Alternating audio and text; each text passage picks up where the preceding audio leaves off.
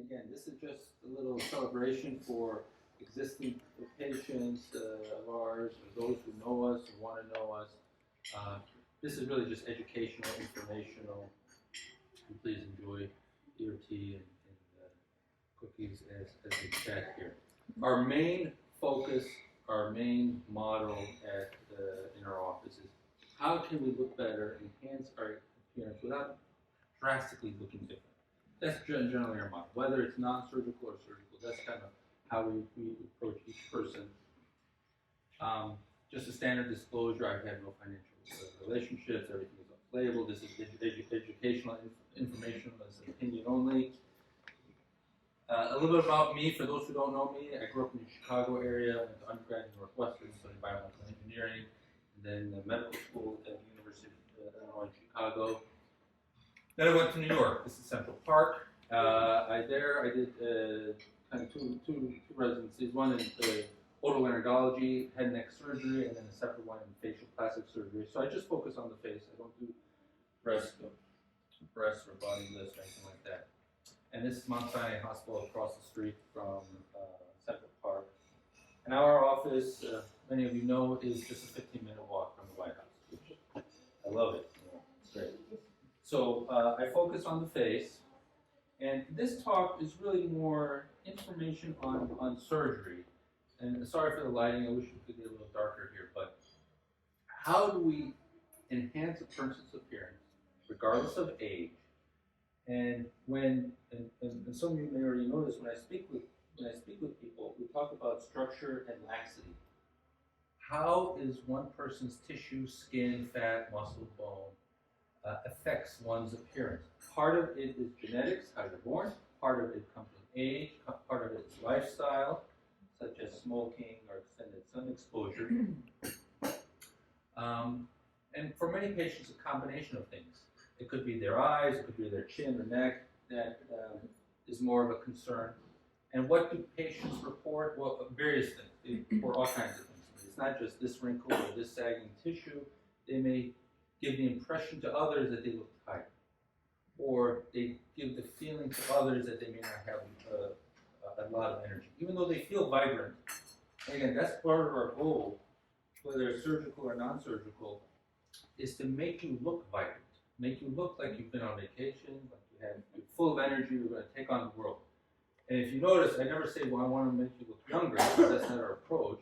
You could be elderly and look great, you could be young and look debilitated, right? So just keep that in mind. So in terms of anatomy, really there's two kind of groupings. One is laxity. Is the tissue loose, falling, or is there structure? Is there increased volume, decreased volume of the face? In terms of laxity, it's due to skin and muscle falls. In terms of structure, you may have not enough bone, or loss of bone over time, or too much fat, or not enough fat over time. And both of these change. In terms of tissue laxity, again, skin and muscle, these areas in pink are the typical areas where laxity presents itself. The eyebrow may be a little lower, the upper eyelid a little bit fuller with extra skin, the upper lip gets a little longer as we age, jowls start to develop in the lower jawline, and the neck tissue starts to fall. Okay?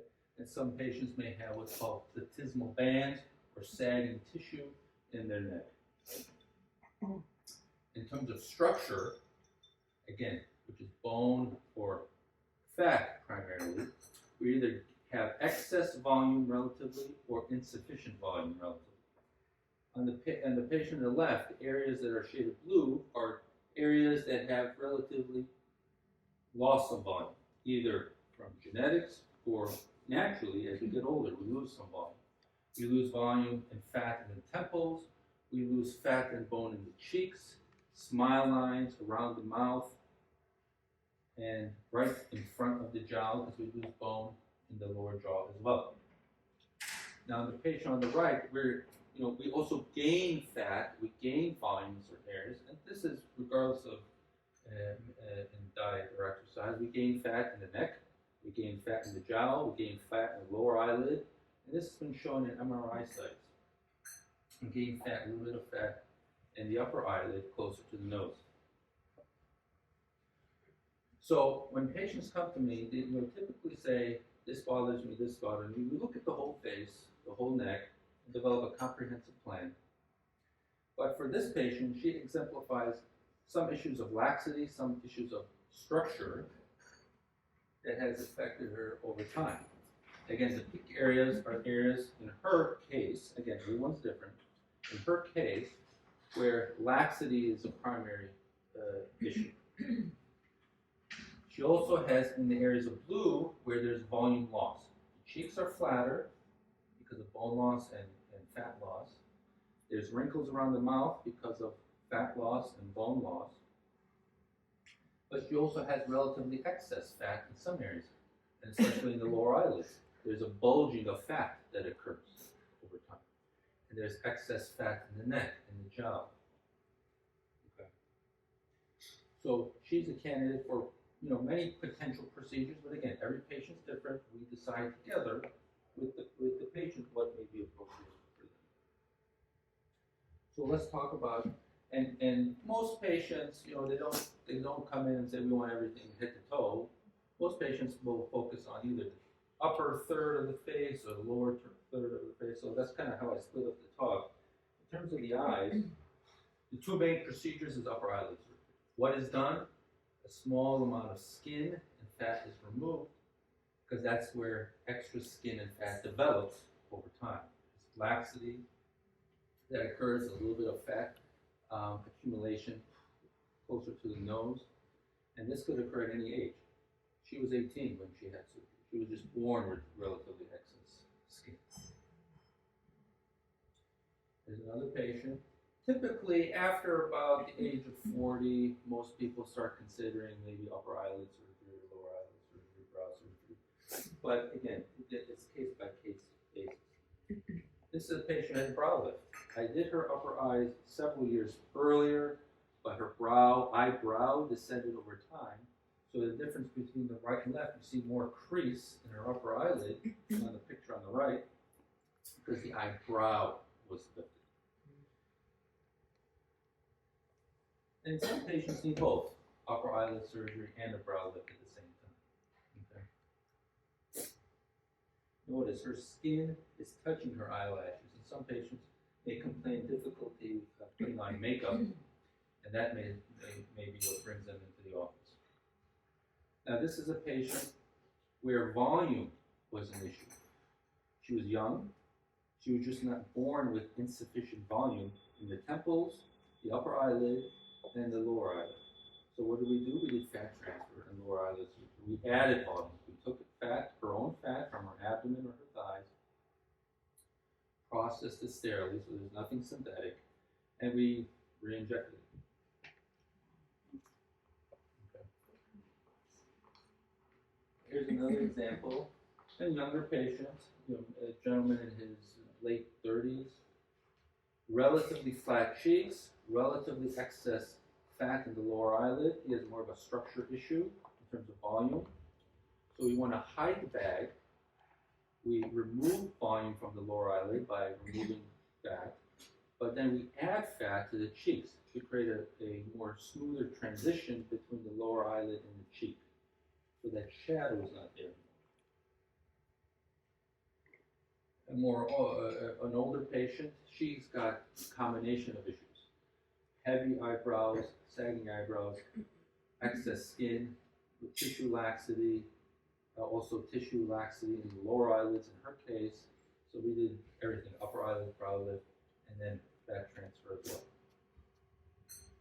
Now these patients who have surgery, if you look at her forehead, she hasn't had Botox, but I tell patients who have brow lift or upper eyelid surgery, you may still need Botox or other things to further relax the wrinkles.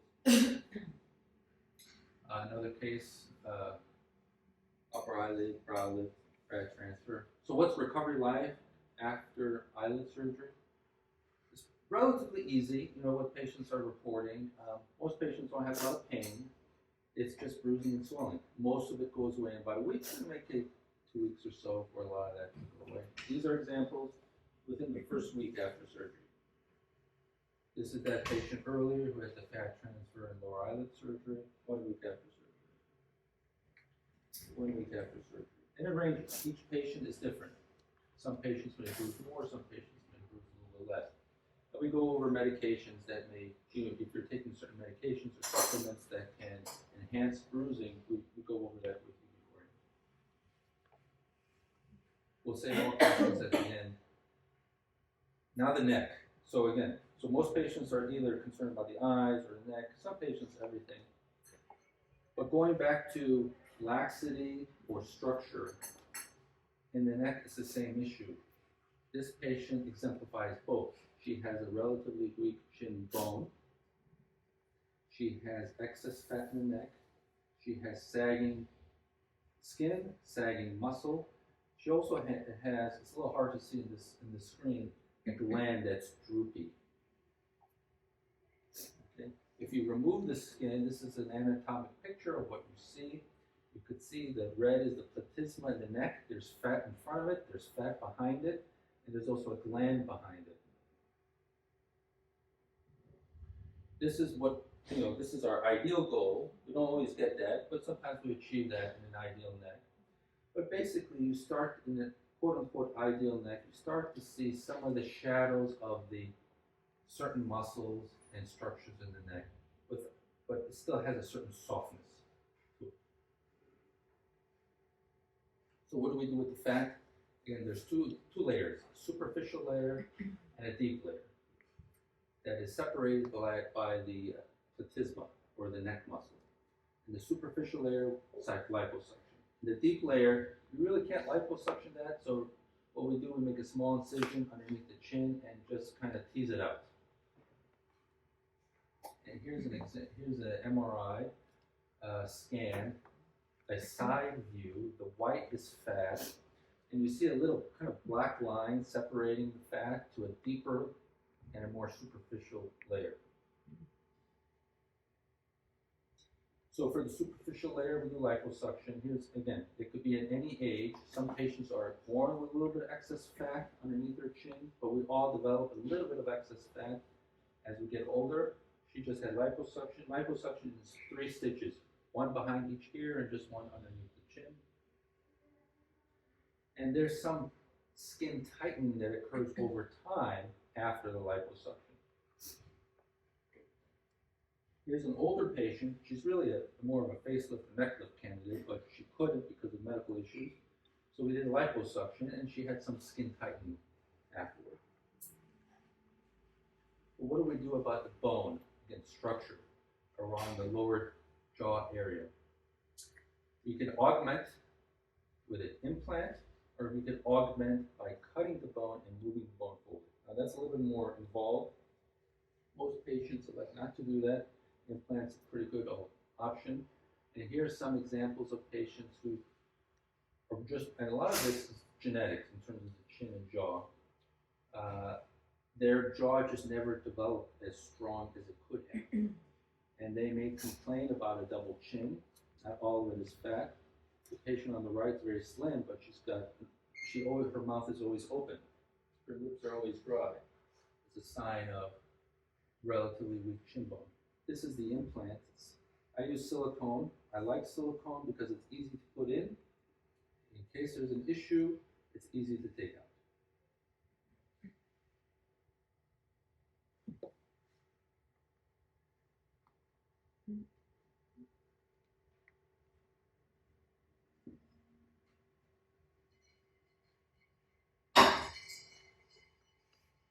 And here's some examples. This patient, it's hard to see with the shadow, but she did not have liposuction on the neck, just chin augmentation, and her neck and jawline together. Many patients choose a combination of implant and liposuction. And here's an example of chin implant liposuction, chin implant liposuction.